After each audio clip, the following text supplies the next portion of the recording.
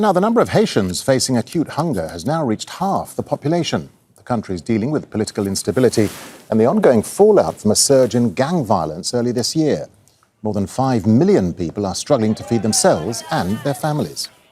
The gangs forced us out. I lost my parents, my mother and father. The gangs burned them alive in the house, and now we can't go back. We're here in this camp. They've lost their ability to make money. So we see very many people who are living in sites for displaced people within the capital who are in a situation which is considered to be the most severe situation in terms of food insecurity.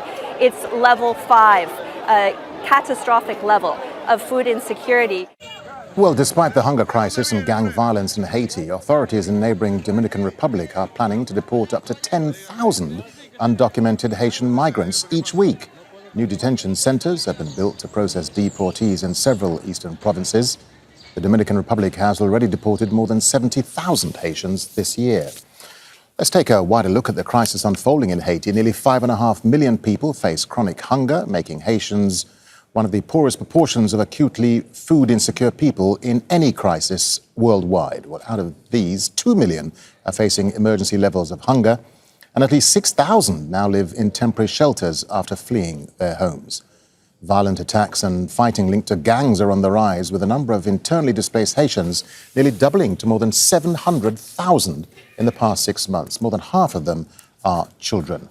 Let's bring in Etienne Cote-Paluck. He's the editor-in-chief of Haiti Weekly and joins us live from the capital, Port-au-Prince. Etienne, so this latest report suggests nearly half of all Haitians are struggling to feed themselves and their families. How surprised are you by the numbers? Because Haiti isn't a country that's ever faced a hunger crisis like this.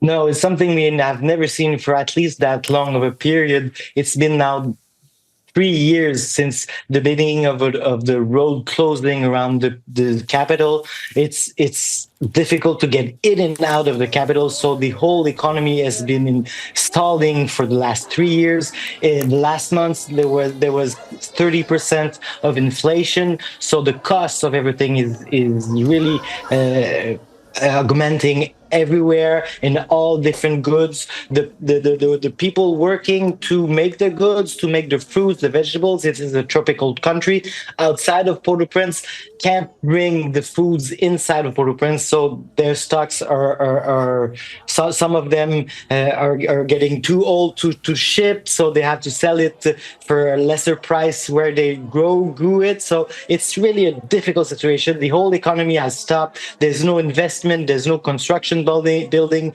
anywhere, so everybody's waiting to see how it's going to evolve and how the security is going to be. Is they going to find a solution for the security? Yeah, I was going to ask you, Etienne, what's the situation in the capital, Port-au-Prince, where you are? Because presumably, as you say, there are very little jobs, no jobs. People have very little money, and inflation is making the hunger crisis worse. Exactly, and here the people are trying to survive. Here in Port-au-Prince, the people are trying to survive. They're taking the street. The schools are reopening this week. They're reopening late because of the situation last year that had the school ended really late. But there's really no big activities like they used to be. The pressure is now a bit more on the other side. The neighborhoods that are controlled by the different criminal groups, because the police got new armed vehicles last month that really helped the response, but there still has not been any neighborhood that was took over by the police. So we'll see how it's going to evolve, but for now there's not big changes around here. We're waiting to have some more troops in the next few months for international troops that's supposed to come here and help the local police. Yeah, and Etienne, and the Dominican Republic has just announced this immediate plan to deport up to 10,000 Haitian migrants a week. What impact is that likely to have then on the existing hunger crisis in the country?